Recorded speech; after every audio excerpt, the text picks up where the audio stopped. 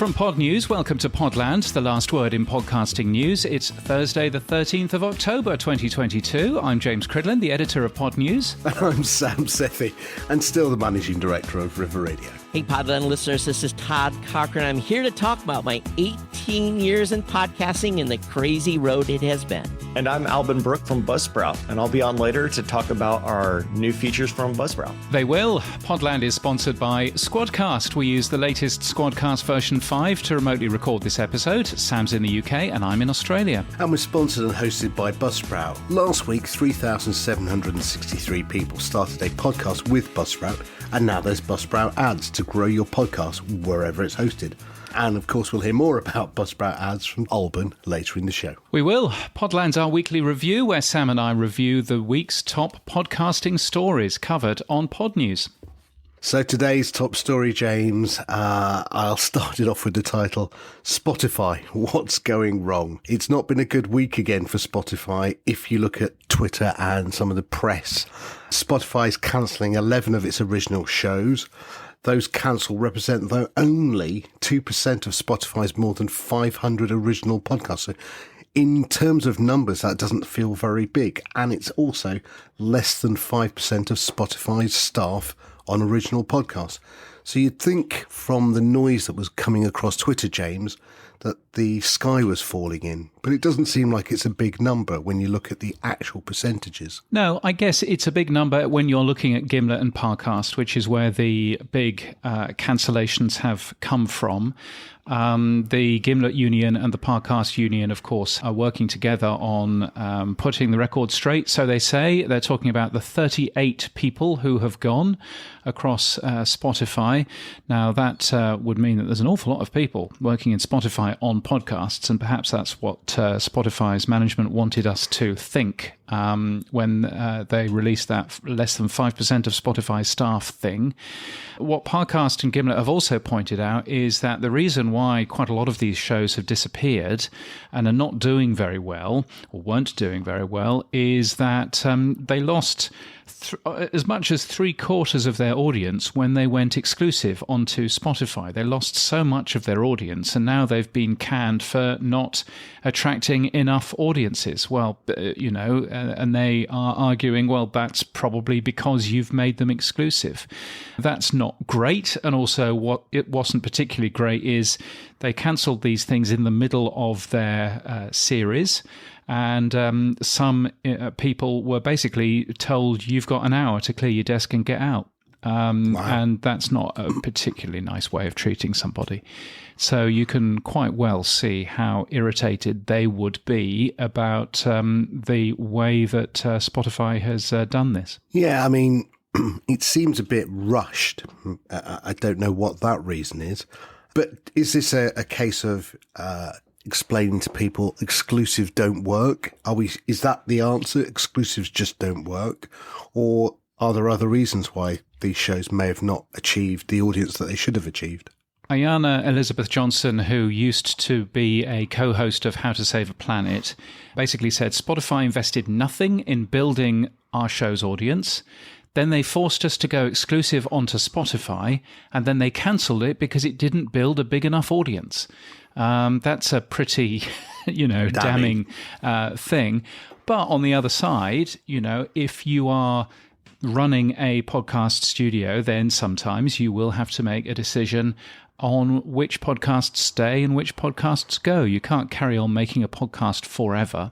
And perhaps that's been the conversation which has gone on here, in the very industrial, complex side of the podcast industry, that they've looked at these particular shows and they've said, well, these shows aren't going to continue, and we're going to use that as an excuse to get rid of some headcount, which they will be, let's be fair about this, they will be congratulated by their investors and by their stock holders for saving, additional overheads. So, perhaps it's that sort of side of it as well. Well, we reported a few weeks back that Acast was laying off around 70 people, which is 15% of its staff. And again, one of the reasons behind that was the need to reach profitability. And I'm sure that that's also top of mind with Spotify's execs, that, the growth phase of investing into podcasts may be time to turn off that tap and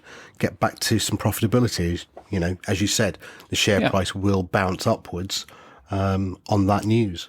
Yeah, I mean, the stock market now wants companies to focus on near-term profit, not long-term growth. And Spotify's podcasts have been losing money. They lost $110 million, or if you prefer it better that way, Sam, £110 million. Last year. Sorry to rub it in. So you can see from that point of view that they clearly want their podcast division to be not hemorrhaging cash, and this is probably one of it. But, I look back through pod news over the last couple of months. There's a lot going on. Acast, as you say, just made 70 people redundant. That's 15% of its staff. Odyssey made 250 people redundant. ESPN, 300 people.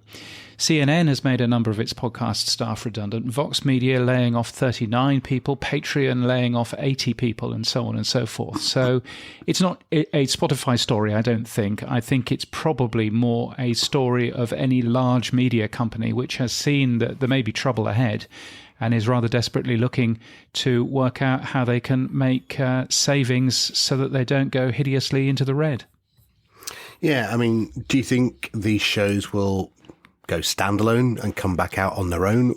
Or do you think any of the other players like Amazon, Acast, Apple will snap them up, James? I think that's a really interesting question. Of course, the shows remain Spotify's IP, and we'll probably dive into that in a couple of minutes. So they're Spotify's to do with what they want to. Now, you could, I suppose, go to Spotify and say, can I buy the format for How to Save a Planet, because I think there's something in it? And Spotify might turn around and say, yes, you can, for $100,000 million or whatever it might be. But, so perhaps that might happen. I think also, there was an interesting story from an Argentinian podcast called El Metodo Rebord, who ended up saying that we're leaving Spotify. And the reason why we're leaving Spotify is that Spotify pays musicians, but they don't pay podcasters. And YouTube pays podcasters, they say. And so they're leaving Spotify because they would like some free money from YouTube. And I'm sure that that's a plan. I'm not necessarily sure how long-term that's likely to be. But, you've got that kind of side of it as well, in that there are quite a lot of people who are on Spotify who are contributing content to the podcast industrial complex and not necessarily getting any money from Spotify because of it. Yeah, we've seen other exclusives as well. The Obamas said they were leaving because they weren't reaching the audience they wanted. Brené Brown announced she will not be releasing any new podcasts. You had Harry and Meghan saying they were expressing concerns last April about the size of the audience and the type of content. Steve Goldstein has written a interesting post that suggests that the podcast business is being right-sized. And Evo Terra last night in Podcast Pontifications said that, 2023 is the year podcasting has to pay. So it does feel like everyone's getting a little bit of I guess we spoke about it with Sky Pillsbury. Maybe this is the Web 1.0 popping of the bubble. We've grown. Now it's a quick reset and then we'll grow again. Because all these people have got skills. They'll either start their own companies or they'll get picked up by others, I guess. They will. And I also wonder from the other side, there was a brilliant Twitter thread from Misha Youssef a couple of days ago. She used to host a bunch of, massive podcasts, now runs her own production company, Dustlight Productions. And she says that there's a lot of assumption that podcast teams are made up of one producer and they're really cheap to make. And that's probably true for this podcast, but it's not necessarily true for proper, full, narrative podcasts that have a lot of, hard research that go into them and everything else. I mean, this podcast does as well, but you know what I mean. And so she actually wrote this long Twitter thread, which was explaining how much it would cost you if you were making a proper studio quality podcast, how much it would cost you in terms of people, in terms of music, in terms of producers and blah, blah, blah. And you're looking at nearly $250,000 in terms of costs. That's how much it costs, she says, to make a large show, and a show that brings in the numbers. Now, that may or may not be right, but nevertheless, I think if you're looking at every one of these shows that Spotify has just canned, costing $250,000, which is probably fair, then you can see that there's clearly quite a lot of cost savings that has happened by Spotify cancelling these. Yeah, I took the number and I divided it by the number of shows weekly. It's just under $5,000 per episode. And then you've got to ask, how do you monetize against that? Yeah.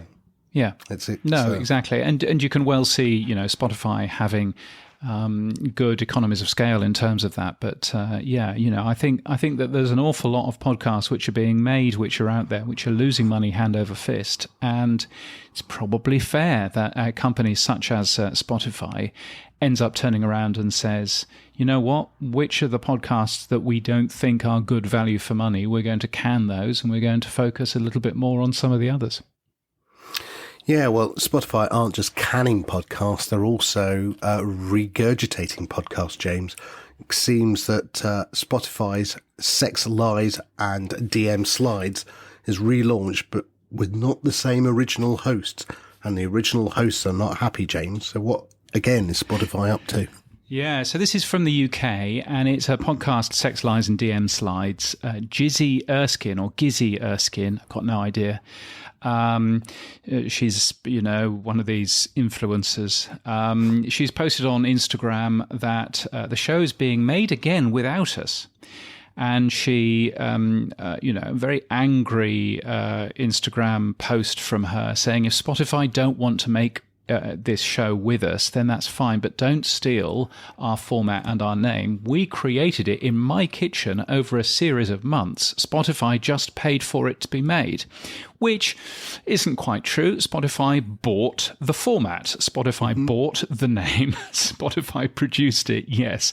But that's the point of doing a deal with Spotify. You do the IP deal. And what Spotify have realized perhaps is, and I don't know whether or not the new people who are presenting it are cheaper or are less hassle or whatever, but Spotify has taken a look at this Sex, Lies and DM Slides and gone, we think that there's something in this, but we are not going to use the original podcast hosts, and we're going to find some new podcast hosts instead. And they ended up saying, it's a wholly owned Spotify original podcast, inclusive of name and format. We look forward to watching the show continue to evolve.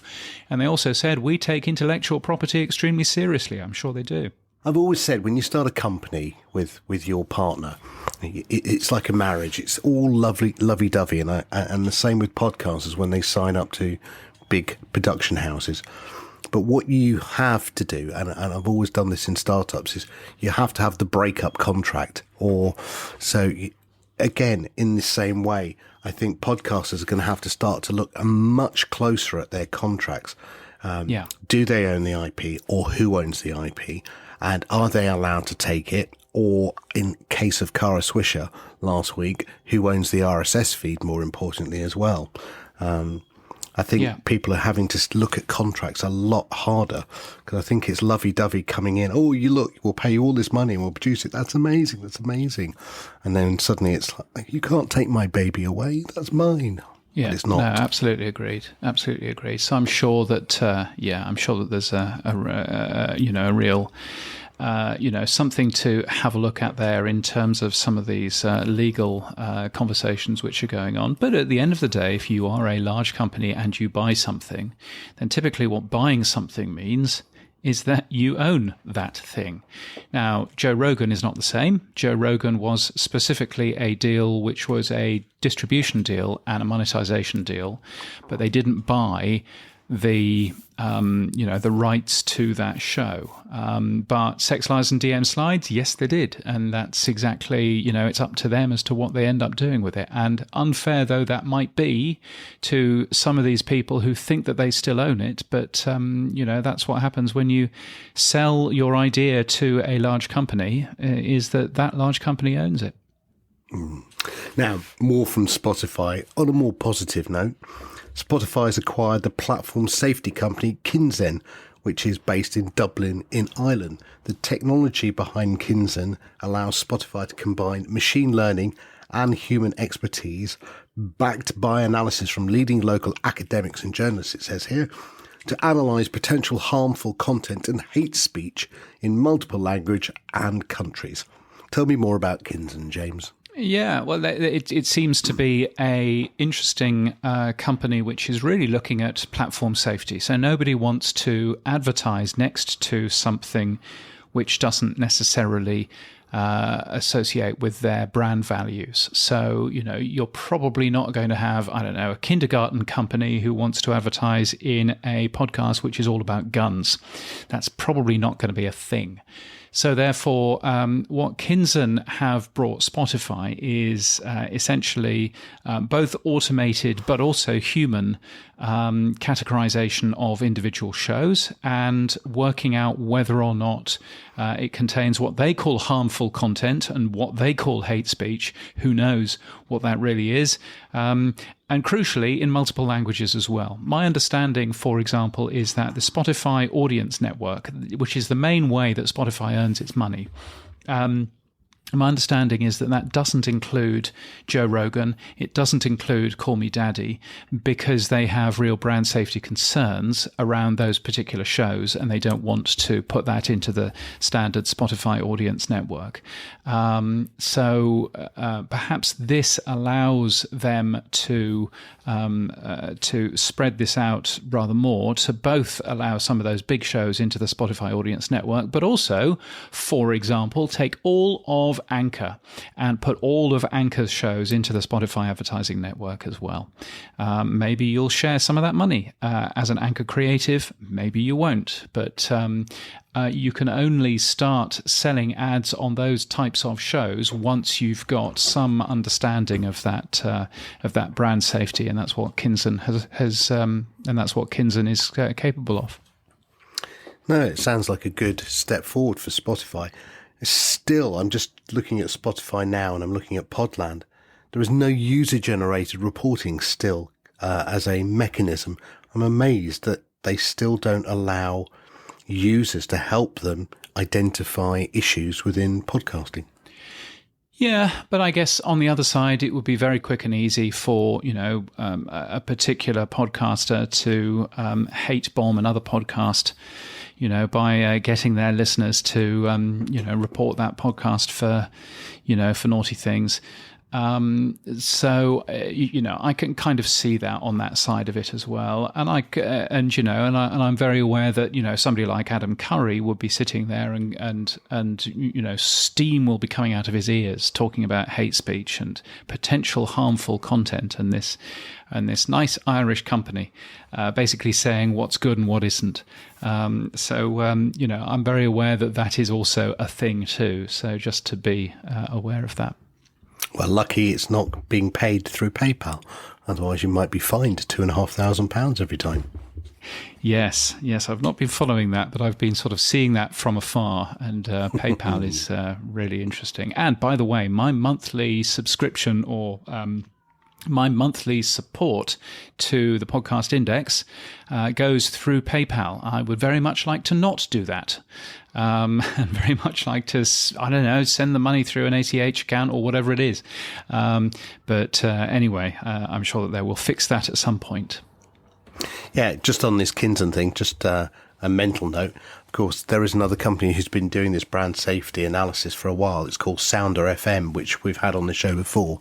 So again, Spotify aren't the only ones in this space. But yeah, indeed. And also Barometer and Oxford Road are busy working on stuff on that side as well. And my suspicion is that we will see some news from them over the next couple of months.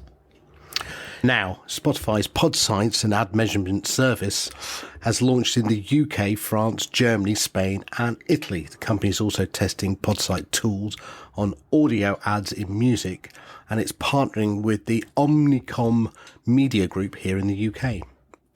What's this all about, James? What is this all about? Well, Podsights is an interesting company. Spotify ended up buying them earlier on in the year. It measures shows, so measures podcasts, lets advertisers know how many people have heard the ads that are in those shows. But it also does attribution. So maybe you're selling tractors in, for example, you can put a thing on the podcasts that you're advertising on, and you can then put a thing on your website to work out how many people heard your ad for tractors in a podcast who then came to your tractor website to buy a tractor or to have a look at your vast range of tractors. So that's basically what Podsights does. There are clear privacy implications in there. And I think companies who are using this sort of thing need to tread really quite carefully, because they may end up learning an awful lot about their users.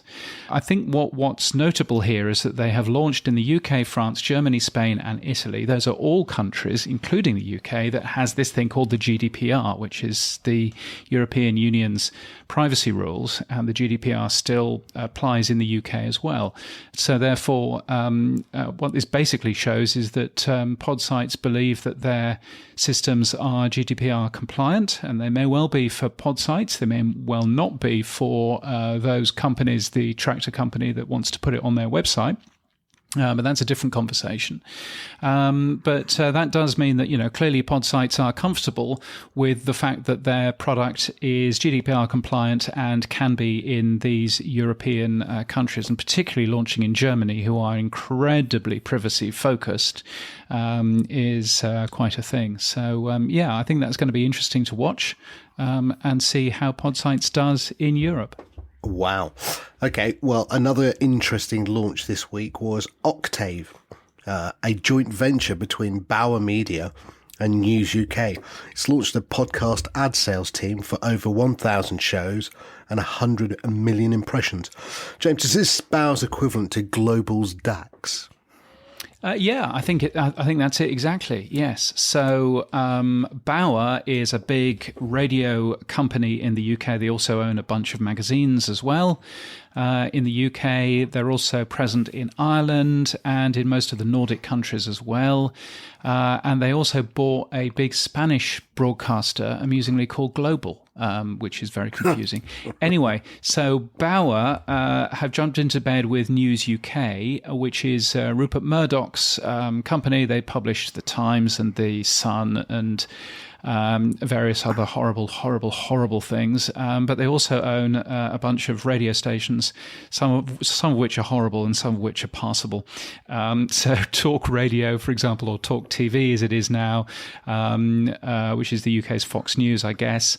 But also they own Virgin Radio these days. They own Talk Sport and a bunch of other services. So they've jumped into bed together. And the reasons why they've done that is Global is their big competitor. Global is a big commercial radio broadcaster in the UK. They own about 50% of commercial radio in the UK. And so if you put Bauer and News UK together, then you get about 50% of the industry for commercial radio as well. So basically, it's a duopoly these days, if you were to look at that. And that makes perfect sense for Bauer and News UK to both be jumping in together. News UK isn't big enough otherwise. And so they are selling ads inside their streaming radio stations, and now they're also selling ads inside their podcasts as well, just the same as Global's DAX works. And you can see that there is opportunity for potentially in future for Octave to work in Ireland, where Bauer has a lot of radio stations in the Nordic countries, possibly even in the US as well, where obviously Rupert Murdoch owns Fox News and various other things. So so there's clearly that kind of play is going on, and a lot of this is all about scale. So yeah. Quick question for you, James. Where is Joe Rogan? Where is Joe Rogan? Yeah, for the last few months. I mean, I know when we've been looking at Spotify's analyst reports, one of the things you've often said is, where's Joe Rogan? You know, there's no mention of him in the deck. And also looking at your charts that you cover on Pod News, Joe Rogan slipped off to number one. He isn't there anymore. And again, is this because he's exclusive and his audience isn't there? He's no longer number one. Or is he up to something else, James? Where is Joe Rogan? Where is Joe Rogan? Well, I mean, I don't think necessarily that Joe Rogan is seeing a dramatic slowdown in the amount of traffic that he gets. I think that the story here is probably that there have been some other big shows. Kim Kardashian's new true crime podcast is certainly one of those. Serial, of course, being another. And Call Her Daddy appears to be doing pretty well. Those have been number one in Spotify in the US quite a lot over the last couple of months. And of course, Archetypes as well, the Meghan Markle show, again, has been number one. So I think we've seen a little bit less of Joe Rogan in terms of being number one, which used to be news, and it's now just what kind of happens.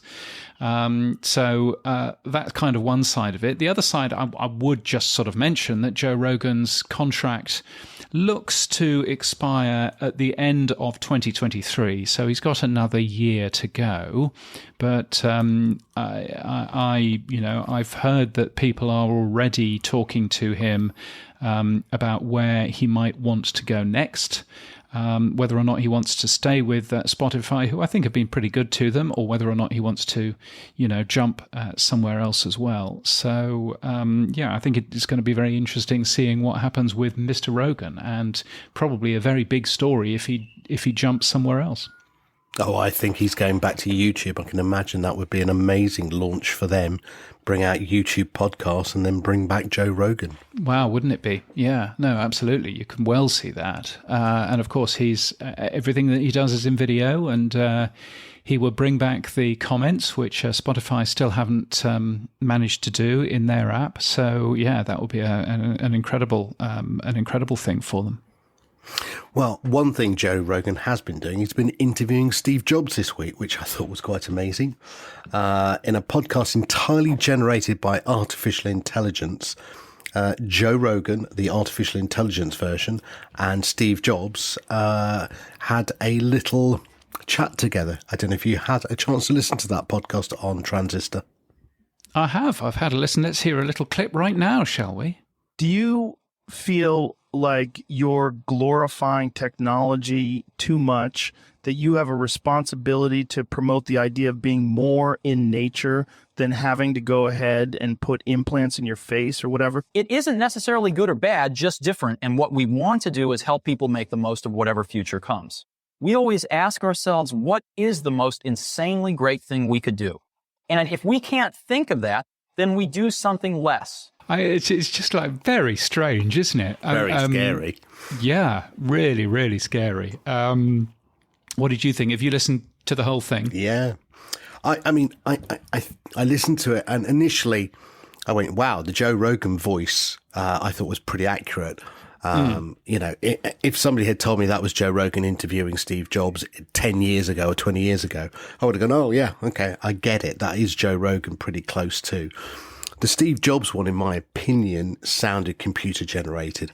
And I did see somebody say a really good reason. It's because they've got more content currently of Joe Rogan to train the AI, but they have very little content of Steve Jobs. So they're sort of backfilling the gaps, and that's why it sounds a little bit more computer generated.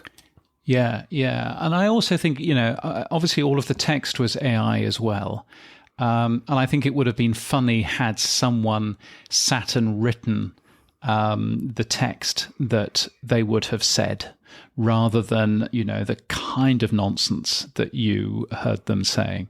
I think that would have been, interesting. But very, very clever. Does bring up quite some ethical questions, though, doesn't it? What would Steve Jobs's estate think of that? What would Joe Rogan think of that?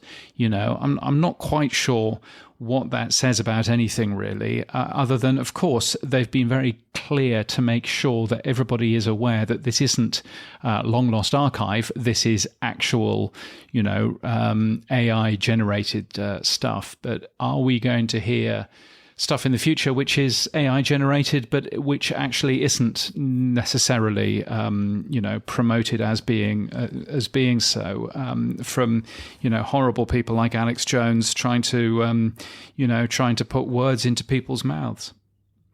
Yeah, I mean, you can go and listen to this for yourself at Podcast.ai, which again, I don't know, where's the .ai domain from, James?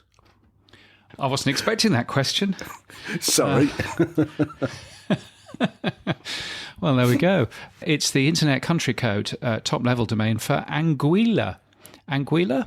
Oh, right. Which is a British overseas territory in the Caribbean. God save the king. But obviously quite a lot of people like using .ai as their domain name these days. I always found it interesting that whenever anybody was giving out bit.ly short addresses, bit.ly, then bit.ly was actually in Libya. And there's a thing as well. So, yes. Okay, you better get ready for this one then, because the voices are powered by play.ht. So where's HT from, James? Oh, here we go. Well, now I'll tell you that play.ht is, I think it's the Hindustan Times, if we're going to be strictly accurate. I think that's what that is. But if you're wondering where .ht is, that is in Haiti. Oh, right. Okay. There you go. Yeah. Well done. You see, ask me another. I've got a new name for you. I've got the podcast font, the font of all knowledge. Well, I always wanted to get, when I was working in radio, I always wanted to get a .dj, because I thought that would be really cool. And it's the official country code domain for Djibouti, of course, or Djibouti. And I thought, well, that would be great. But unfortunately, you can only get it if you have a company actually based there. And so that ended up being quite complicated in order to go and register a company just for that. But and I think .au used to be really hard to get hold of as well, and now I think anybody can just get a .au, which of course is Australia. But who knows? So going back to this voice thing, I did actually go in and play with the voice technology itself. You can just write your own script, click a button, you get 20 free goes, and it will translate it into 20 or 30 different voices, being American, English. Oh, wow. Is there a Joe Rogan in there? No. There's nice names like Olivia and Steve and John. So you've got some very nice names like those, but I don't think they're podcasters, personally.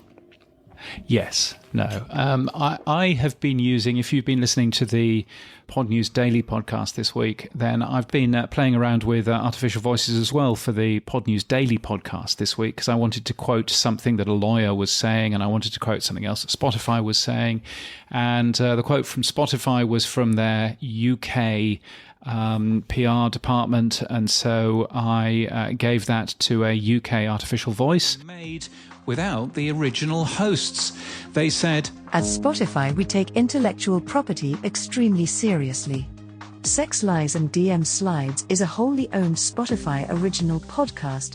And the lawyer I wanted to quote was a lawyer of color in the US, and so I went to find a artificial voice, who fitted that as well. How to Save a Planet said, "Spotify invested $0 in building the show's audience, then forced us to go exclusive to Spotify." And it's quite an interesting way of being able to quote what people said without me just saying it.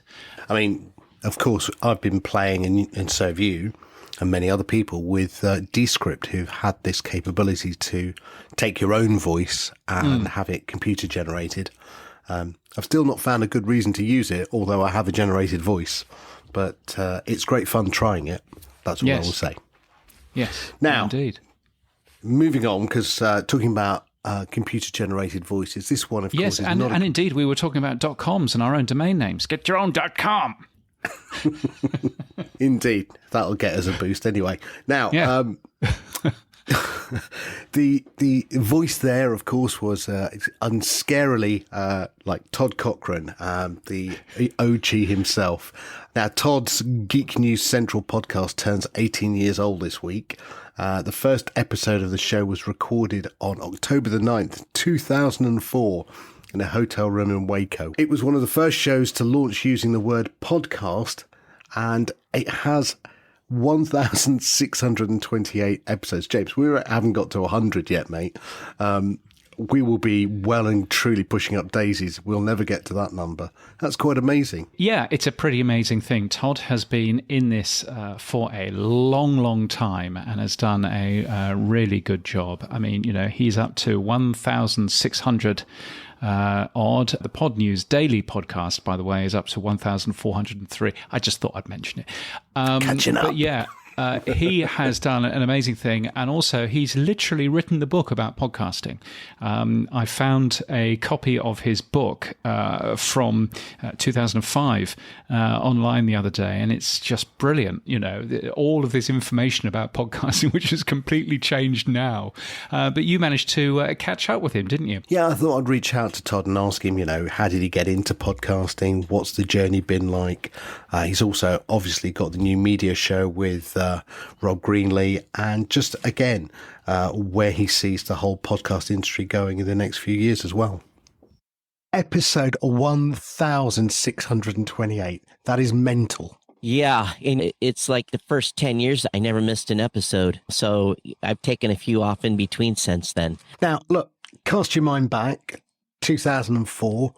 What made you want to start podcasting? It was a series of events. I had been hurt in a swimming pool accident in Bahrain when I was still active duty military. Okay. And I was laid up. Couldn't do too much. So when you're laid up in the Navy, they frown upon that. So when the opportunity came to basically do contract enforcement for some airplanes that were being modified in Waco, Texas, I said, hey, that's a good job for me to fly a desk. And that's what I did. And I was living in a clamshell at the time, and Waco in October is not necessarily spring weather. It's 100 degrees in the shade still. So I spent a lot of time in the hotel room, and I was familiar maybe a little bit with Dave Weiner and scripting, because as a blogger already. But then I heard about this Daily Source Code podcast with Adam Curry and Dave Weiner, and man, it was like I caught the fever. Went across the street to Walmart and bought a $13 Lab Tech microphone. It had a condenser about the size of, maybe half the size of a penny. And I'm sure those first 2 or 3 episodes sounded wonderful. Where did you host it? How did you put it out? There was no host. And I was running on movable type at the time. That was a content management system. And so what I did, and this is where it was crazy, was every shared hosting account, they give you 500 gigs of bandwidth. And so the first show, no problem, didn't use the bandwidth. But episode 2, all of a sudden, I got a message from my hosting provider and said, hey, you're out of bandwidth. So ultimately, to keep the show online, and Libsyn was probably a year out, maybe 10 months out. For the first 8 months, I rotated the show every episode to a different shared host. And sometimes I didn't make it. So I think at one time I had 3 DreamHost accounts. I spread them all over the place. And I had 8 different domains. And really what we did is we had to update the RSS feed with all the new URLs, so I'd have to upload the media to 8 different hosts because I never knew which shared hosting service was going to run on bandwidth. And then I found GoDaddy, got a virtual dedicated server, got my bandwidth up. But the show was not inexpensive to distribute because it just went like a rocket ship. I laugh because I say probably in that first year, I thought I had 40,000 listeners, but it was probably more like 10,000 100,000 because until we got some filtering later on, we had no idea how many people were listening. That's great. That's the wild, wild west. I was blogging and I remember a movable type and I got into a bit of podcasting and I pod faded fast. I really did pod fade. But going back, looking at it, was it always called The Geek Show? Yeah, it was from the beginning. Here's the thing. I was a blogger, so I already had geeknewscentral.com. And the history of that is even more crazy. We can go all the way back to 1988 and talk about how that evolved. But ultimately, I was a failed blogger. I may have 200 or 300 people come into the website on a weekly basis if I was lucky.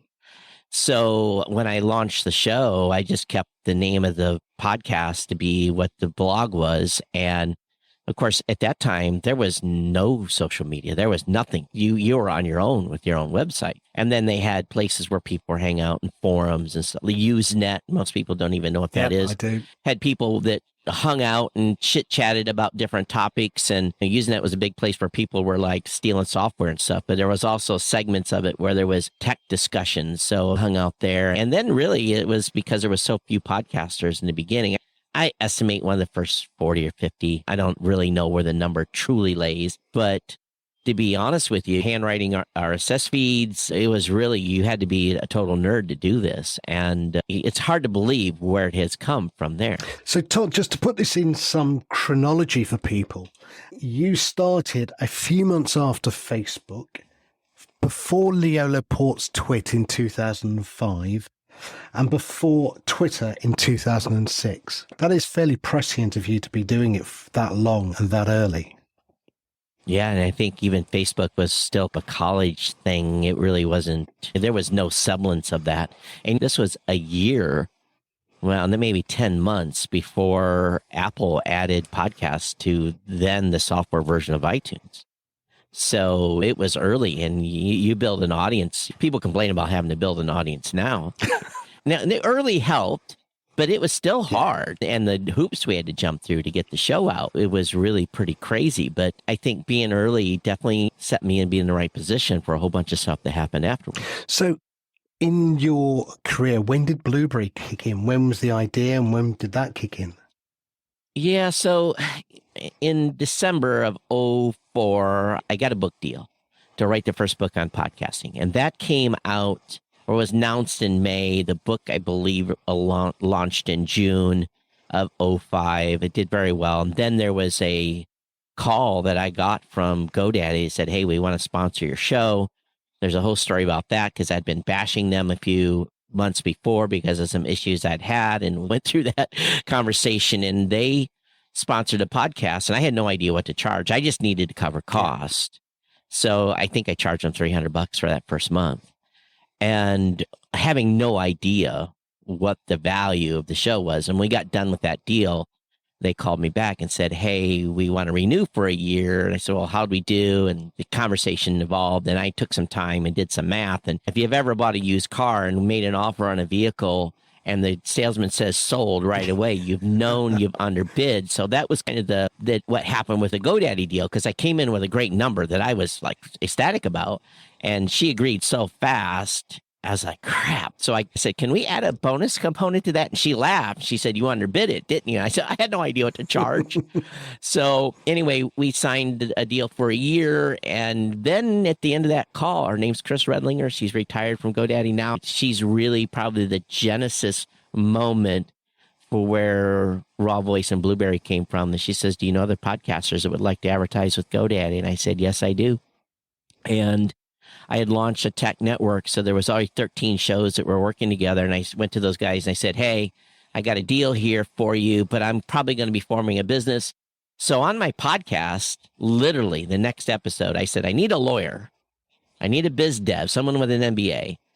I need a graphics person, and I need someone that's a programmer. We're having a call on freeconferencecall.com in 10 days. And if you're interested, let's be on there. So when the call started, I said, hey, if you don't have some money to invest, please exit. And I don't know if I said the amount. It wasn't that much, maybe $1,000 or something like that. And what I was left on the call was a lawyer, an MBA, and a graphics guy. And the graphics guy knew a programmer. And I said, get him on the phone. He got him on the phone, talked about this business idea, and we formed Raw Voice, which is the parent company of Blueberry, over the telephone. And we all chipped in a little bit of money for our checking account. And that was the start. We didn't even meet face to face for probably 6 to 8 months before we actually met face to face, the people that were involved in the company. And we just went on blind faith. We all had jobs and we put sweat equity and worked massive amounts of hours. I think I was down to 3-4 hours a night sleep. And our first product that we launched was actually something called Podcaster News. And it was way early before its time. It was designed to be a site where people would do short snippets of local content, and that failed. But in the meantime, we built a stat system, which came out in 2006. I believe we officially released that. But really, it was trying to figure out where we fit. And at that time, we were doing ad deals. We weren't doing any services at all. And then ultimately, what led us into the service business was us creating the PowerPress podcasting plugin for WordPress, and then seeing the market change where the money was going down for small advertisers. About the time Adam Carolla jumped in the podcasting space, the big dollars were rolling into those bigger shows and the smaller podcasters were being left behind. I said, hey, we got to pivot. If we don't pivot, we're going to be out of business. And we pivoted and started doing the service component.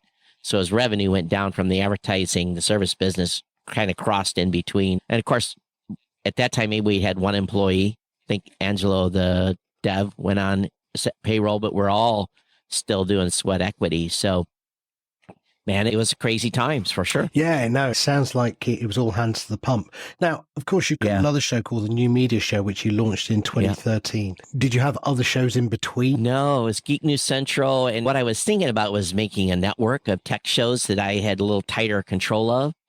And Rob Greenlee was one of the original, he did a tech show. Matter of fact, he was doing live streaming and doing radio before podcasts started. So Rob had been part of Tech Podcast Network, and Rob and I hitched up and we were doing the Saturday morning tech show. But what we found, I don't know, went on a couple of years with that name. And then one show, I'm like, Rob, this is dumb. We're just talking about podcasting. And I said, I think we should rebrand. And he says, well, and I don't know who came up with the name. It was me or him. And I actually bought newmediashow.com on GoDaddy right live on the show. Wow. And the next Saturday we came back as the New Media Show, and we've been talking about podcasting ever since. Of course, Rob's had like 5 different jobs in between, so it's been entertaining to see that.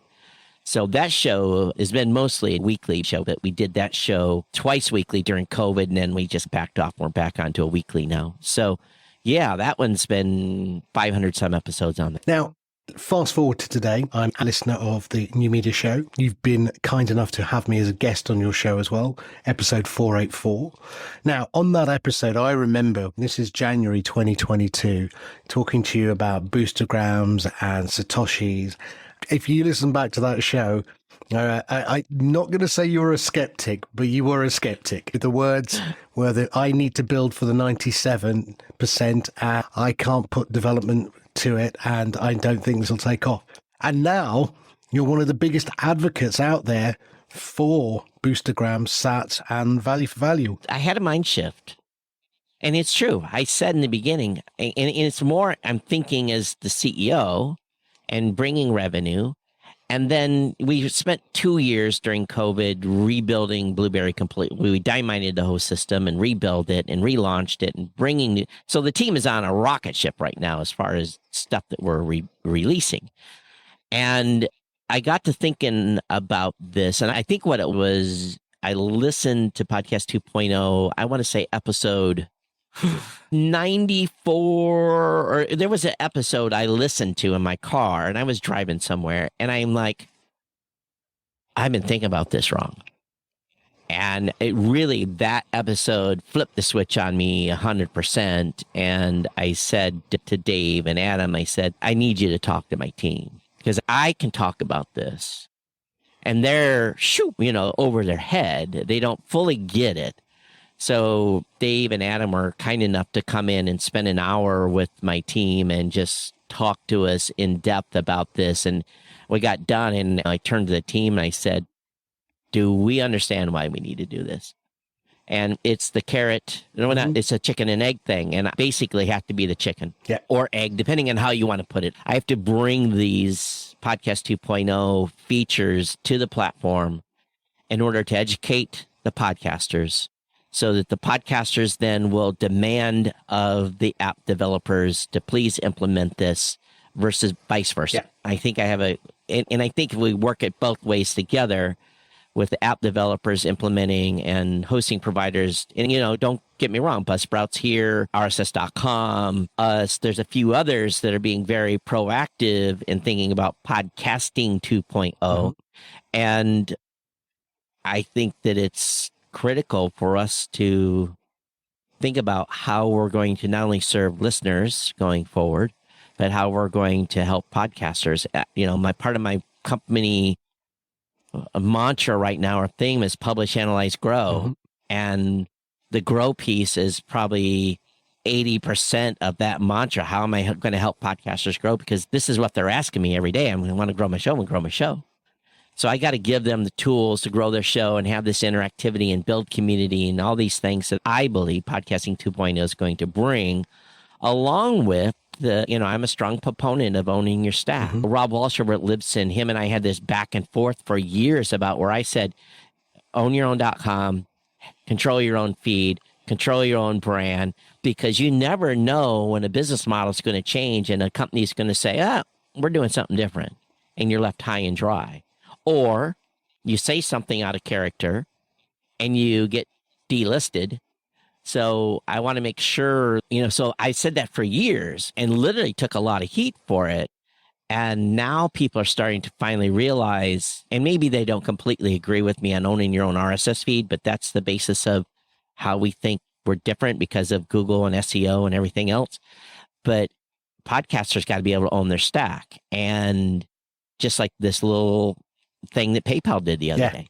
Yeah. PayPal said it came in under an AUP, said, hey, if you say something that's misinformation, we're going to fine you $2,500 per instance. And of course, they had massive pushback. But I talked about on the tech show, I'm thinking, if they had continued that and put that into policy, I relied on PayPal for my business and for my podcast for years. Where do I go? What do I use? What do I shift to protect myself? And I don't know if I even have an answer for that right now. But Podcast 2.0 has the potential over time to allow content listeners to make micro donations to the shows that would not be possible. If someone wants to send me $2, it's going to be 50 cents in processing fee. Exactly. So I'm not a Bitcoin Satoshi investment expert, and I don't claim to be, but it's as a donation model, it works good. If people can just think about it as a token to a podcaster, that value is going to go up and down. But if you don't really think about, you buy the Satoshis and get so many for a value, but in the end, it's going to be a number, 10,000 Satoshis. I don't even know what that's worth. Is that $1 or whatever it may be? If you make a contribution of 10,000, to me, that is the number, is 10K. It's not really the dollar amount.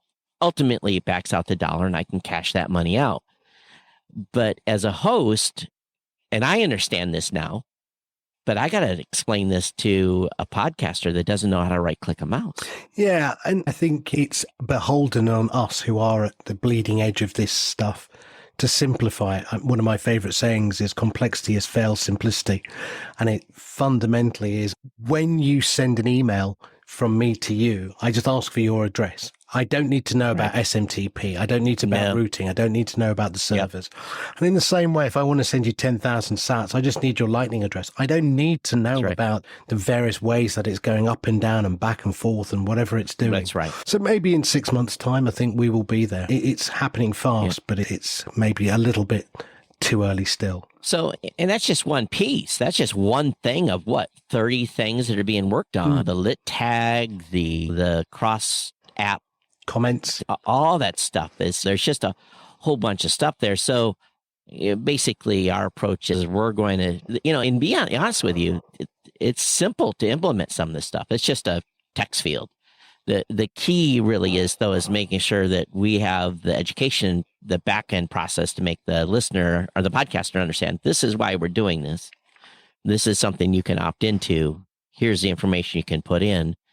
And so, we're all in. We really are. Now, I laid the gauntlet down, it a number of times on the New Media Show, encouraging other platforms to get involved. Now, given your longevity and time within podcasting, where do you think we will be with podcasting in the next couple of years? I mean, things seem to have changed so dramatically in the last 5 years since I got involved back in podcasting. Where do you see it, though, Todd? Let's break it down by who's creating content. The majority of the podcasting space is still made up by independent content creators that are creating their podcasts in their home, bedroom, closet, at a bar. And that's the 90% of content creators that are out there today creating content.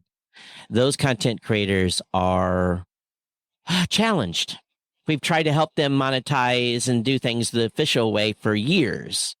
And now we implemented programmatic advertising as a bridge. And I didn't come up with that term, Tom Webster did, a bridge to get them to the point where they decide what they want to go. But really, most podcast goals, it doesn't always revolve around money. It could be funnel. It could be someone that's trying to gain authority. And there's a whole scope of reasons people do content. Sometimes people do it for therapy.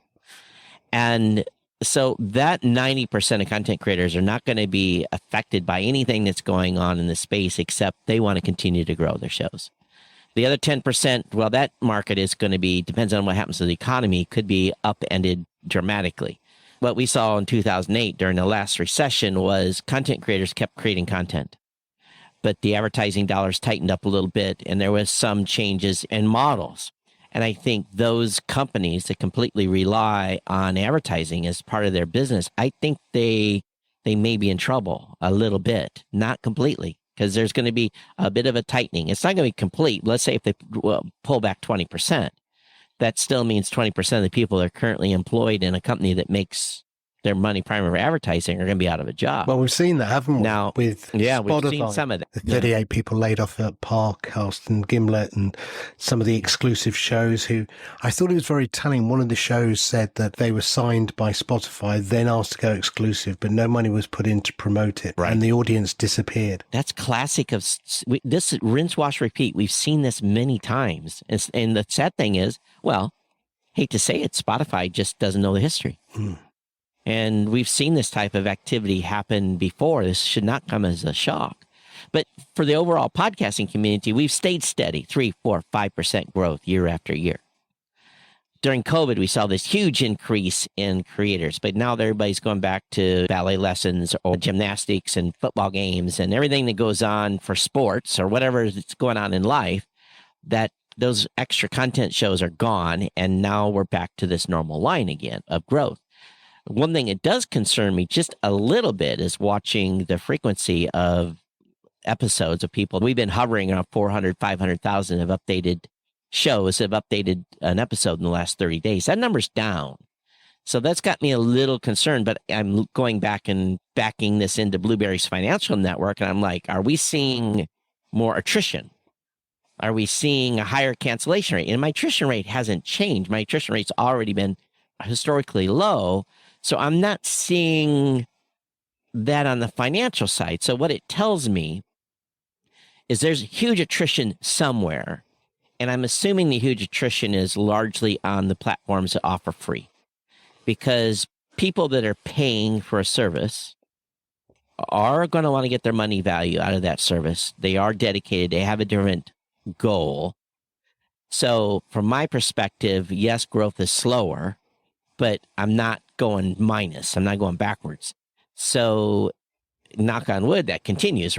And with so many competitors out there, we've seen 2 brand new hosting companies launch this week, which good luck to them. It is a fierce competitive market. So podcast hosting now is just a commodity.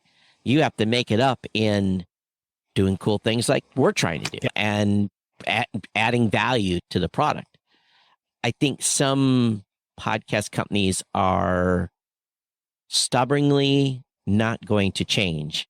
And I think that, well, I'm not going to give them strategy, but I think that gives me a competitive advantage over the long haul. Plus the companies that are adopting this Podcast 2.0 stuff. I think that gives Buzzsprout, gives RSS, gives us and whoever jumps on the bandwagon just a little competitive edge when it comes to here's the stack of stuff we have for you. We'll see. But again, I think the Podcast 2.0 stuff will help over the next 2 years is going to be dramatic in the change we're going to see there. I'm really excited about it. But as far as the podcasting space in general, it's here to stay. We're 18 years strong. We're headed to 20. Shows are going to come and go, but there's always someone that wants to hear their voice heard. And with it being easy, not like it was in 2004 where you had to be a rocket scientist to do this thing, the barrier to entry is very low. And we see more women creators coming in than men right now, at least at Blueberry I do. We see diversity in podcasting at an all-time high. We see other countries open up and starting to do podcasting. I'm getting ready to go to Saudi Arabia and talk about podcasting in Saudi Arabia. Right. Oh, now, I like, what? Go to Saudi Arabia and talk about podcasting. And I'm like, and I Googled about what's going on in Saudi Arabia, and I was blown away. The country's transformed in the last 3 years. Politics aside, women are driving. They don't have to be covered up. Women can be with their boyfriends on the street holding hands. So if Saudi Arabia is trying to open up and allow a creator society, that itself, you think about the risk in that, because people are going to say what they're going to say, and they're not going to be constrained, and they're going to talk politics. And that's going to drive change. So I'm excited to see if Saudi Arabia can open up for creators. If they truly open up for creators, and I'm going over there and talking about that exact topic, what the rest of the world is going to follow. They've been the most closed society. There's some more that are probably more extreme, but wow. Yeah, no, it is. Wow. We are, look at Podimo raising $172 million to do foreign language podcasting. So there is a real market. Two last quick questions for you, Todd. You've been doing video for a long time now, live video as well. You famously say, I haven't got time to edit. And so YouTube, where do you see them playing in the pantheon? Well, I'm the person that is the naysayer on YouTube for consumption. Maybe add some discovery. Maybe for some shows. I've done the look, just like others have looked, and you don't see a lot of successful podcasts on YouTube. If people say they're discovering podcasts on YouTube, I'll take that for its worth. Live, for me, YouTube aside, was for one reason and one reason only. I did a solo show for many years. So when I started doing live video for the Geek News Central podcast, it was about being able to have some interaction. Have someone from Australia, because I was in Hawaii at the time, someone in Australia say, hey, I'm listening, you're doing great, or throwing a jab at me, whatever it may have been. And I think for me, it's that interaction piece that makes it exciting. So I truly think that the tie-in between live and podcast will continue to grow. But still today, 97, 98, 99% of my audience follow or subscribe, and 1% or less join me live on a regular basis. Probably it's less than 1%, but I think it serves a purpose. I strongly believe in doing live and tying it together. But a lot of podcasters, even though they're doing live video, they don't have a true video podcast. I do. I have an audio and video podcast in Apple Podcasts and the apps that support it. Not a lot of podcasters do. They have the YouTube Live or Twitch or wherever they may put it. And that's it. I think that's a mistake. I think podcasters should do a true video podcast as well, but we'll see if that grows. Okay, final question. What gets you to keep going, Todd? 1,600 plus episodes, no pod fade, nothing in sight. When are you going to hit episode 2,000? How old will you be by then, do you think? We'll see. It'll be a couple of years behind I'm done 18 and I'm 180 episodes. So it'll be sometime. What's that going to be? 4 years from now, probably? Or no, probably more than that. It's probably going to be 5 or 6 years from now. We'll see if I make it to 2000. What I told my audience from day one is, as long as I'm having fun doing the show, I'll continue to do the podcast. When it's no longer fun and I'm not getting enjoyment out of it, I'll hang up my hat. I've been lucky enough to have a sponsor the entire time. That makes it a little easier. That puts a little, pays for the lights, pays for the insurance, all the stuff that goes on in running a studio and running a business. Blueberry doesn't pay for any of that. This is all on me. I think that's part of it. So far, so good. I haven't pod paid. I'm still having a good time. And I'm sure there will come a day where I'll hang up the headphones on at least one show. I don't know, though. I haven't even really thought about it. I'm still excited helping content creators. I'm sure you'll be going after me, that's for certain. I'm 58. And I'm not saying I'm going to go to I'm 80. Nobody wants to hear an old man talk, but I'm a boomer. I'm the last year of boomers. So there's this whole community of boomers. I'm dragging them along. I started this when I was 40 years old. So I'm dragging that audience into retirement time. So the show maybe will shift a little bit. I don't know. We'll see. But the podcasting space still is fun. To be honest, I've said it a couple of times. I'm having more fun now in podcasting than I've had in many years. It's the most fun I've had with my clothes on in probably 10 years because of the podcasting 2.0 stuff. It's exciting. It's new. It's not the same. Yeah, it is. And when people start to realize that, when Apple announced the iTunes integration in 2005, innovation stopped. It stopped. Hammer stopped. We've seen some inflections over the time. You see the iPhone come on in serial and a few inflections. We are in a time now of a new inflection in podcasting where we're expanding the space and growing. And many of the folks that listen to Podland, they understand this. We just got to get the other 500,000 active podcasters to understand it and say, we want this. And when they do, I don't care what Spotify does. I want Apple to come along. I don't care what Google does, but we'll make our own way with or without them. And the space is going to be better for it. Todd, thank you so much. Congratulations on your journey so far, and glad to hear it's not over by far. Where can people find you, Todd? Where can they find the shows? Where they can find you? Yeah, so easy on Twitter for me, at Geek News. Of course, the Geek News Central is at geeknewscentral.com, new media shows, newmediashow.com, Podcast Insider is the one I do for Blueberry at podcastinsider.com. Again, all domains you can easily go to, follow or subscribe to the show. I'm Todd at blueberry.com, Blueberry without the E's because we couldn't afford the E's. They were $2 million. So BLUBRY.com. So that's the easiest way to remember. The OG himself, Todd Cochrane, from the Geek News Central podcast and, of course, the New Media Show.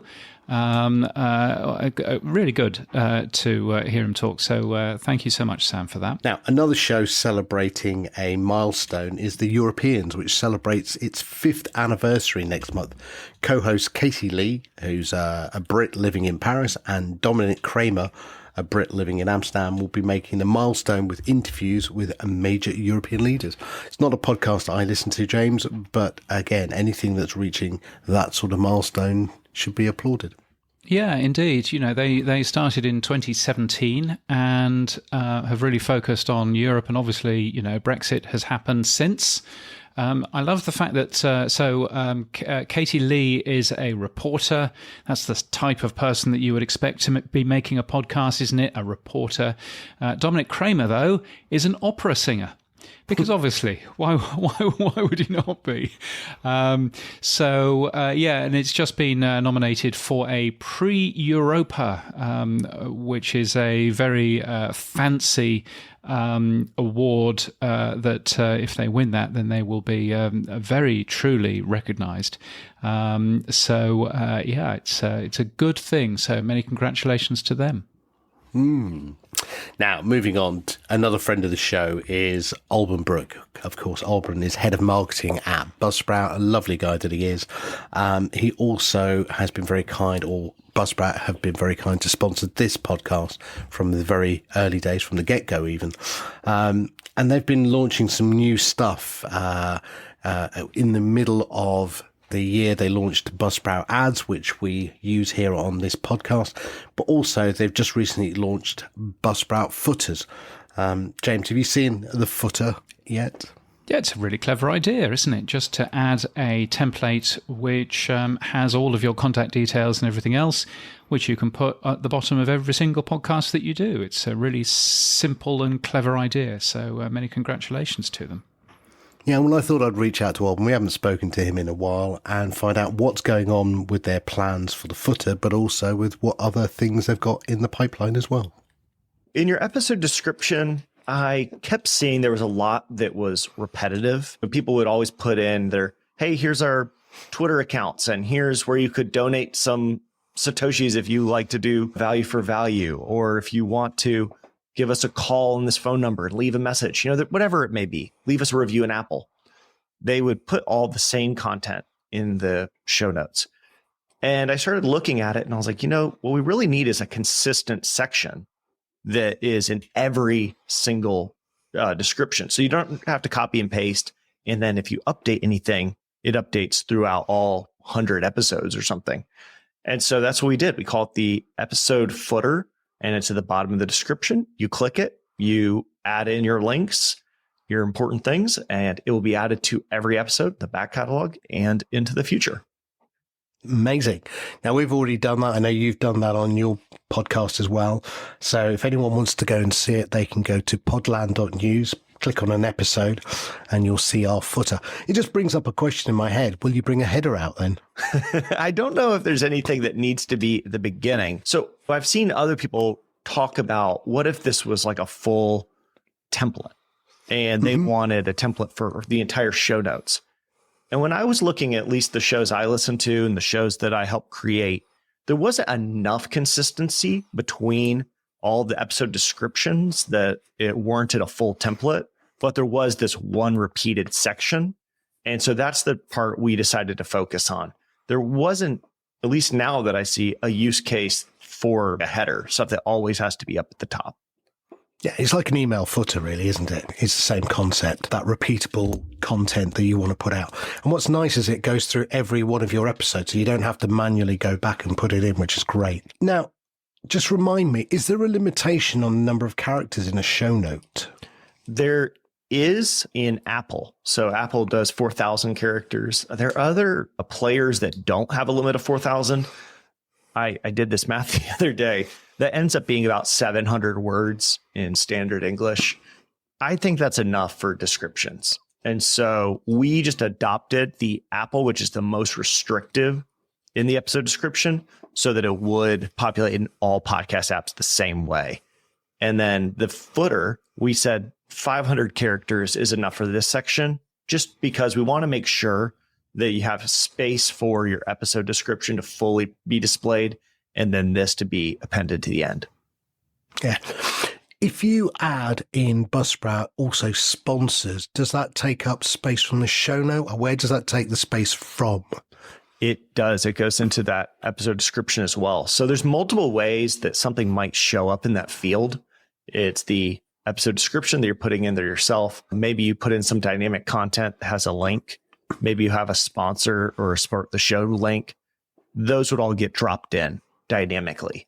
And so we're making sure that we're not going to be running over that limit, or if we do, that we're truncating from the episode description itself. So it's not hard math, but we're trying to make sure that it's easy so that people see what they expect to see. So when they're putting in their information, they're running into those limitations on the front end when they're actually writing, not later on finding out, hey, the link wasn't included in Apple Podcasts because they've got a little bit more of a limit than maybe a different app does. Cool. Now, you talked about dynamic there just as a word. Let's move on to something you did a few months ago, dynamic ad insertions. So you came out with Buzzsprout ads and you recently updated those with the ability to control the mid-roll as well. So look, talk to me about the thinking, first of all, because we've not interviewed you since you launched it. What was the thinking behind Buzzsprout ads, why you brought them out, and what you've done with them since? Buzzsprout ads is our attempt to help indie podcasters monetize their shows. And indie podcasters have quite a few struggles that they're trying to solve that are different than the largest shows. They often don't have a team to go out and get sponsors. That back and forth is too expensive for them time-wise. They often have a back catalog that gets a majority of the plays. So if they are going to add a new advertisement, they would have to go replace audio files for a ton. Or if they're picking insertion points, to go pick insertion points in 100 episodes, that's a multi-week project for some people. I actually talked to a podcaster who switched from, I think it was Libsyn to Megaphone. And then she had to go through and reselect all those insertion points. And I was like, man, that's just a painful process. And so the development team built a system where we scan the episode and then we identify the best places for mid-roll ads. And that's where we drop Buzzsprout ads. There are times where people say, Yeah, that was a pause and it was a change in speakers. So I get why you picked that spot, but it was in the middle of a conversation about something very intense. Somebody was talking about a health issue or a diagnosis. And so we have the ability now where you can either tweak those spots or you can totally remove them. So you could pick an episode. I think this came from somebody who was building a podcast about living with Parkinson's disease.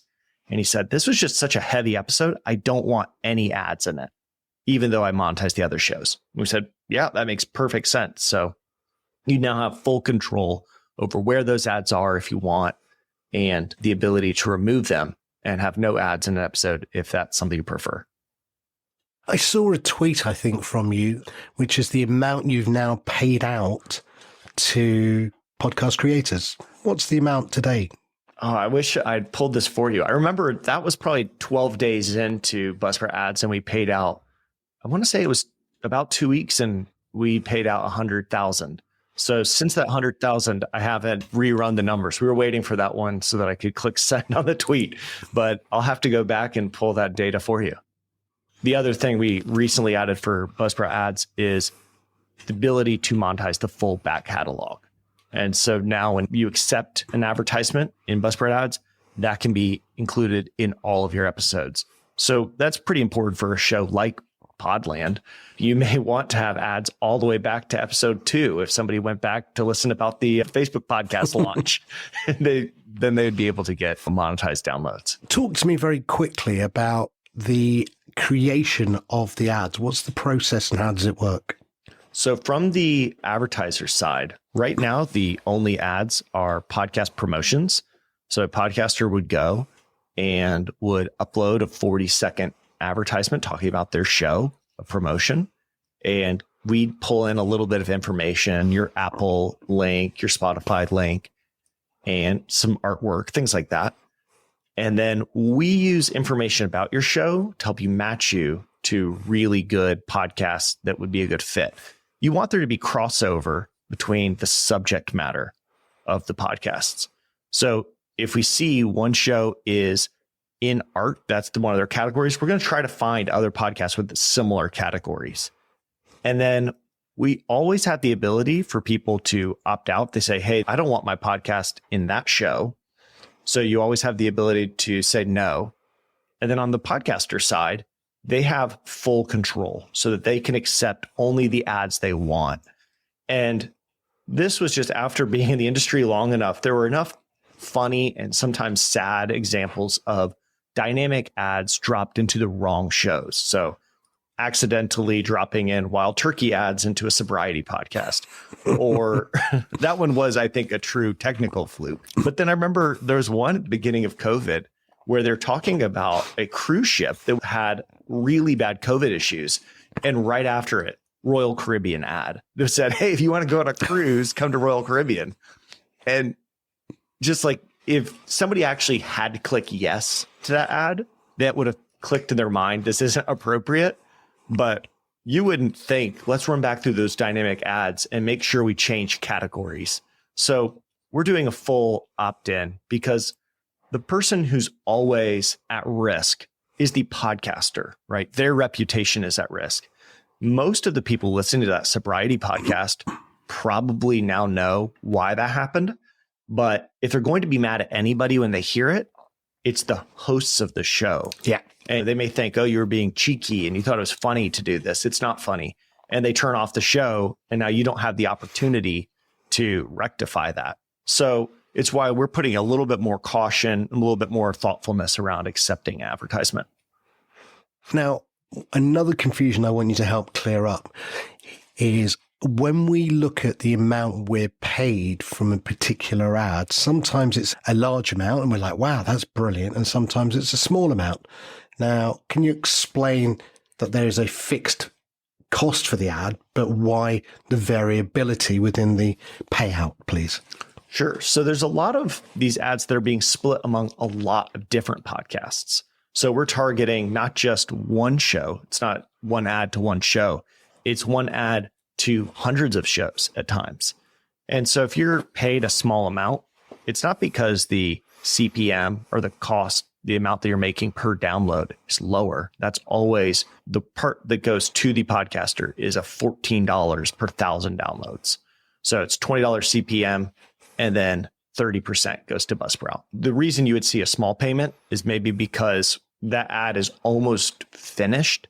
They bought 50,000 downloads and you're jumping on right at the end and you only got maybe 1,000 of those. So you only see $14. It's just because that ad was almost finished. Now that makes it very clear. I understand. Now, moving on, you've done some other things as well with the stats. You've made it so that they're much more understandable. What have you done? Oh, so this, it's funny. Going to Podcast Movement, I always think we get really good information and feedback from customers and potential customers. There's some types of questions that I don't know why they just seem to pop up each year. And one of the things we heard a lot at Podcast Movement this year was, I have to run reports for my podcast at work and I need a specific date range and I need to know how many downloads there were and I need some information. We never had this functionality, so we went back and added it. So now you can go in and pick custom date ranges and pull all the stats for your podcast for that date range and then add it, send it out to your boss or whoever needs to see it. So we added that ability. And yeah, that's one of the reasons I just love going to conferences is you pick up on themes every few times that you go. No, it's great. Talking of conferences, where's the next one that we can see Buzzsprout? I think the next one that I will be at is Podcast Movement Evolutions. So I think, is that one in, I'm getting Vegas. Vegas. Okay. I've never been to Vegas. Vegas, baby. First time. Will you be there? You and I will be. And you and I are going to go and do the zip wire from the top of the tower. I have no idea what that is, but I'm in. Good. It's brilliant. You can actually go to the top of this massive tower on the strip and you do a zip wire all the way through the middle of Vegas. Oh, wow. Yeah. So I think we're going to have to do that one, mate. That's a given. Alban, thank you so much for your time. Thanks for the update on what you guys are doing. We will be having you back very soon because some exciting stuff coming down the pipe, I know. But we're not allowed to talk about it today, so we won't. But yeah, again, remind everyone if they want to get their Buzzsprout account, where they go and how they can connect with you. Yeah, go to buzzsprout.com. If you'd like to sign up for a podcast, you can move one over if you already have one, or you could start a brand new show. And if you ever need to reach out to me, I'm at Alban Brook on Twitter, and I'd love to chat. Alban Brook from Buzzsprout, our sponsor, and I have a very beautiful Podcast Movement Dallas t-shirt from them, which I wear occasionally. It's one of these quite smart and cool t-shirts that it doesn't say on it, I'm a free t-shirt from a podcast conference. It's just random pictures of microphones in that particular case. You have to look really closely to see that it's a Buzzsprout shirt. So I proudly wear that when I'm out walking the dog. So thank them for that. And also thank you, Alban, for coming on. Shall we move on to the tech stuff? Yeah, I got an email this week from YouTube. I'm sure that a million other people did as well. I don't feel very unique, but it was YouTube handles are rolling out. And I was like, well, what's YouTube handles? So I had a quick nose, and it seems that if you want to customize the branded URL for your channel, you don't have to now wait until you've got 1,000 followers. You can actually now have a youtube.com/@user123. So your username. So I thought I'd test and see if mine worked. And yes, it did. So you can go to youtube.com/@SamSethi. And that is my YouTube handle being added to my YouTube channel URL, which I thought was quite cool, really. Very nice. So that works now, and you don't have to do any extra work for it. I don't, but it doesn't work for our Podland one. I went and tried that, and that didn't work. So I don't know why they've chosen some to work and others not, but they are rolling it out. But the bigger question, James, is why are they rolling it out? And I guess for me, it feels like they're building a social network within YouTube. Brilliant. It's the new Google Plus. That's what we all need, isn't it? I wondered where that had gone. That's going to be fun. Well, something to keep an eye out on. And of course, YouTube made lots of noise earlier on in the year about their plans for podcasting. These days, of course, we're still kind of waiting for that, but who knows what might happen there. They're waiting for Joe Fountain. Rogan. Oh, yeah. That'll be exactly it. It'll be Joe Rogan. Fountain has launched a new version of their app, 0.5.2, which now includes Android Auto. There are some bug fixes in there as well. So if you're using Fountain, a quick update to that. And while you're at it, hit that boost button as well. And if you're finding this of value, that would be very kind. What's Hit Clip, Sam? Well, I was going to ask you the same question. It's a beta version of a product that launched this week. You can now edit, clip, and transcribe your podcasts and webinars. So another tool, and more the merrier, to help all of us podcasters to create discoverable pieces from our audio. Oh, well, that sounds fun. One of my favourite podcast apps, AntennaPod, which is available for Android and is completely open source. That has launched version 2.7. What they've done with this is that they've added a new view, which is called the inbox, which is really cool, I think, because it allows you to add episodes to the play queue or to remove episodes completely. It's basically like your email inbox. And if you've used Castro, the podcast app on iOS, that was Castro's big thing about 5 or so years ago. So this is something which AntennaPod has now done. I think it's a pretty cool, smart thing, which is worthwhile having a play with. I think AntennaPod is probably one of the best podcast apps out there, and it's surprising that it doesn't get more people using it on Android. And I think personally, really surprising that nobody has taken that user base or the code base and produced something which has all of the new podcast namespace in there as well. It's a great base to do all of that kind of stuff and produce a fork which you could do that kind of thing with. So perhaps that's an opportunity for somebody who's listening. Well, I've never tried that product, so, I'm not one of those people who uses that strange thing that you use, Android, I think you call it. Android, well, there. Haven't you got a new watch and phone and stuff like that as well? I've got a new watch as well. Yes, I've got a new watch. We might get onto that a little bit later on, but yes, you're absolutely right. Phase 6 of the new podcast namespace is up. It's lots of proposals for new tags. What's your favourite new tag of Phase 6, Sam? I'm not really. I think the podcast events one is the one that I'm most interested in. So a little while back, I was having a chat with Dave Jones about how Podping has an ability to alert you to a new episode or a new show. Okay. And that was great. But it made me realise that, well, if you've got an alert system, a notification, could you use that for other activities? So I was building something at the time and I was thinking, well, could I alert people to this activity that's just occurred or that activity? And could I use Podping? And Dave and had a little think about it, but we never got any further. But podcast events allows for real-time communication back to the podcaster, where events are secure webhooks that you've got a new review or you've made a clip or someone has pressed play on your podcast, which is exactly what I was looking for. And this has come from John Spurlock as a suggestion. Yes, and it's a very well thought out suggestion as well. There's lots of security on there. I think this partially this is a bit like NPR's RAD idea. If you were to just have a look at the analytics side, if you wanted to build that bit. But the problem with one of the many problems with NPR's RAD is that anyone could spoof a play just by taking a look at the audio file and sending it back.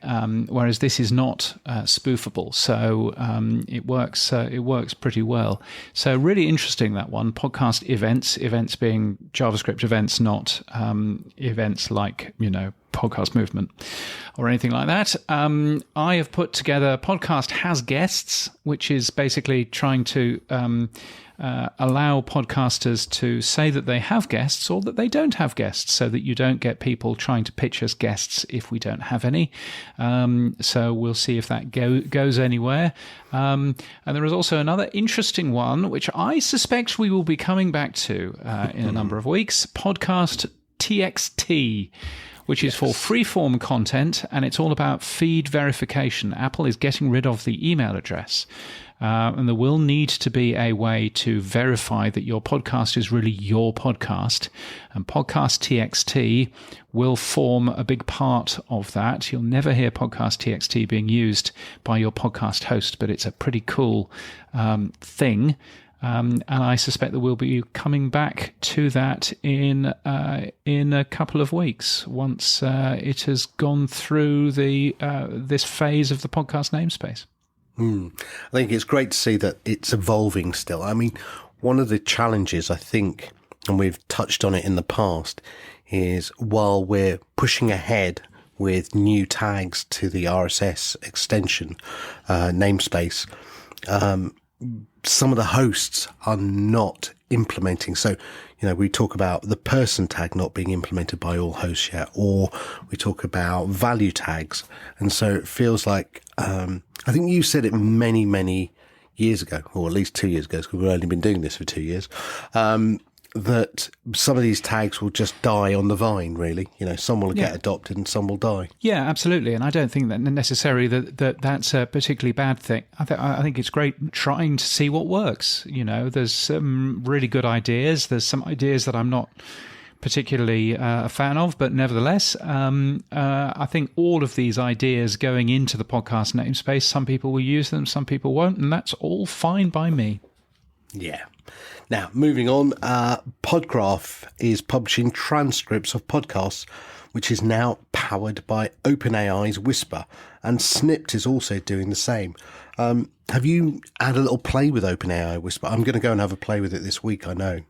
Yes, I've not played with OpenAI Whisper, but I would quite like to do that because I would like to work out how to do a proper transcript, an SRT transcript for the Pod News Daily podcast, because that would be nice. We publish one for this podcast because we edit on Descripts, but Pod News Daily is edited on Hindenburg. And so I want to see if I can work out how to do that.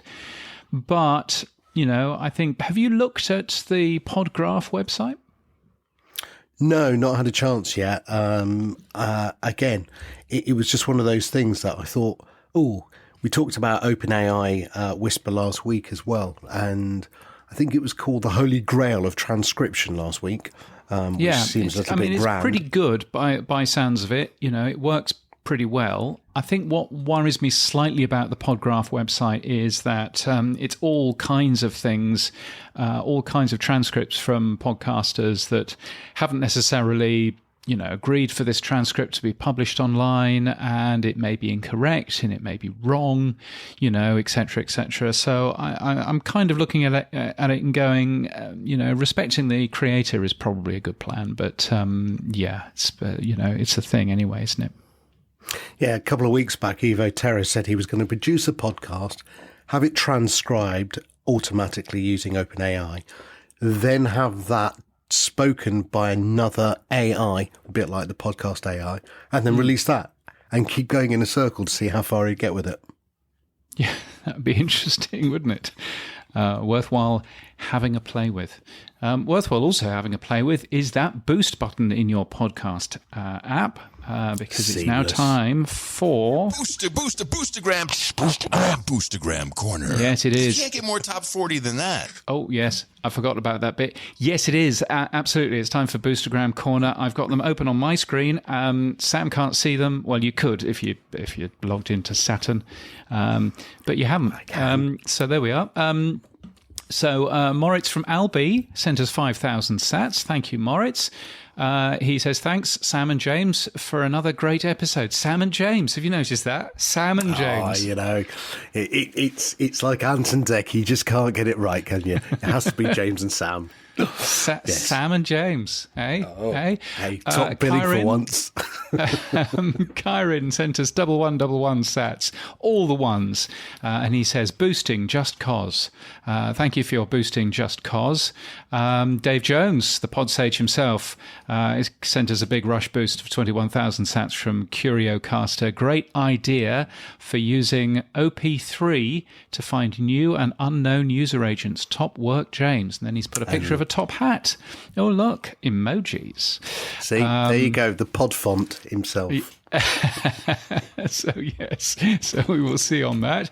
Adam Curry, 10,000 sats. Thank you, Adam. There's a proper size boost. And he's busy talking about both OP3.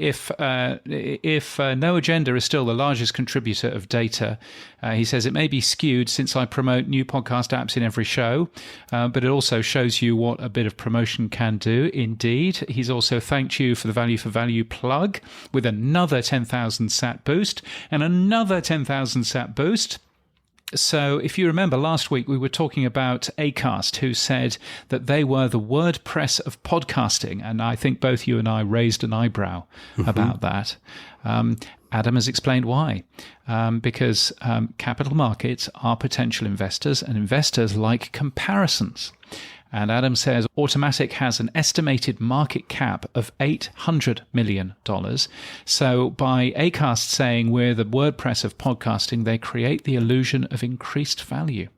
They do indeed. And Adam's exactly right. I mean, whenever I've done a pitch deck, you've always done, we are the X of Y. Because it allows the investor to hook as well very quickly their mind to what the product could be. So yeah, when I had a business before, it was we are the Google of fashion. It was a search engine for real-time price tracking of fashion items, and it just made it really simple as a one-line statement. And you can see they were nodding very quickly. I get what you're doing now, as opposed to, let me tell you 10 things for the next 10 minutes about what my product does. It's a great way of doing it. Yeah, no, I can well see that. So thank you, Adam, for that. And Adam has, an awful lot of experience in how investors understand things. So it's really helpful to get his point of view. And an Israel boost, 1948, from Brian of London. And he explains the Israel boost. He says, I like to say Israel was re-established in 1948 when the rest of the world decided to recognize Jews had achieved something no other indigenous peoples have managed yet, regained long-lost sovereignty in our indigenous lands. But let's not get too hung up on the details. Brian, thank you for that. Much appreciated. In fact, there is some sovereignty conversations going on in this very country where we are talking about indigenous people here being given their own voice in Parliament, which is not a moment too soon, in my humble opinion. But anyway, we will see whether or not that happens when it's put to the Australian people at some point in the next 2 years. Well, Dan Meisner put out a post the other day saying that Apple are looking for Native American podcasters to feature in their Native American month. So yeah, if you're a Native American and you want to have a voice, then ping Apple. They're very keen to get you to do a podcast. Well, there we are. Well, if you'd like to send us a boost, then you are more than welcome. Please do. You'll find a boost button in your new podcast app. And if you're not using a new podcast app, you won't have a boost button. So go and get one. podnews.net/new podcast apps. That would be a splendid thing. And you can give us a bit of value, whatever value you think that this show is worth to you. We humbly appreciate it. It's one of the reasons why we do this, and we would love for you to give us a bit of value back if that is your jam, using a new podcast app. So what's been happening for you this week in Podland, Sam?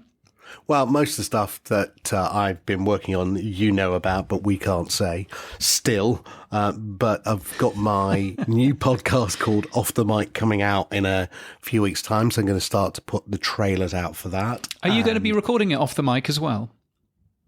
Yeah, I'm going to go and have a dog walk and just use my Rode mics. I think I might just try that one. No. I think. Welcome to Off the Mic. No. I'm just Yeah, maybe. Yeah, that'll be a different angle on it. Got to find something. Yeah, quite literally a different angle. It'll be this angle. Yes. Yes. It's quite enough now. What will Off the Mic be, Sam? Well, there's so many great people in podcasting. One of the things, I've come to podcasting much later than you, James, and certainly much later than people like Todd. But one of the things that I have enjoyed about joining this group in this industry is the wonderful people within it. And some of those people just have great stories outside of just, what's, their latest episode or what we're talking about. How did they get into it? What did they do? I mean, some of the standard questions be, what's your kit and stuff like that. But I just also want to just get behind the person. So we'll see. We'll see if it's interesting enough, hopefully, for people to want to listen to more and more of it. Yeah, indeed. Well, I'm looking forward to that, and looking forward to the other things that you keep on alluding to that we can't mention. Yes. This week for me has been, I've been on a couple of podcasts. I've been on the Media Podcast, for example, which is always good to be on. That was normally done by Matt Deegan, but Jake was doing it this week. And I ended up doing a number of different things, including what was quite a bit of a sort of small thrill for me was appearing next to Maggie Brown, who I used to listen to on that very podcast when it was run by The Guardian a long time ago. So it was very exciting to be part of that. And also a book which I've written literally 3 pages in is now available in the US and in Europe. It's called The Power of Podcasting. I will earn nothing from it, but nevertheless, it's written by Siobhan McHugh. Siobhan actually spoke at Podcast.ai 24 in Sydney last week. She was very good. She was one of the highlights, if you ask me. And it's a great book, which I read a while back, so you'll find my words inside and also on the back cover. Which is always fun. And if you want it, you'll find a discount code is in our show notes as well, podland.news. Yes, it's always nice seeing books and things like that. Well, it's better than Liz Truss, who claimed to write a book or be part of writing a book, and then when pressed on it, was told that all she did was photocopy pages, but she took the credit for it. Prime Minister of the United Kingdom there. You must be very proud. And that's it for this week. If you liked this episode of Podland, tell others to visit, subscribe wherever you listen to podcasts. We'll be back next week with another weekly review and analysis of all things podcasting. You'll also find all our previous shows and interviews on our website, podland.news. You can give us feedback using a boostergram, and if your podcast app doesn't support Boost, tut, then grab a new one from podnews.net/new podcast apps. Yes, and if you'd like daily news, you should get Pod News. The newsletter's free at podnews.net. The podcast can be found in your podcast app. Our music is from Studio Dragonfly, and we're hosted and sponsored by our good friends at Buzzsprout and Squadcast, so thank you to both. Keep listening.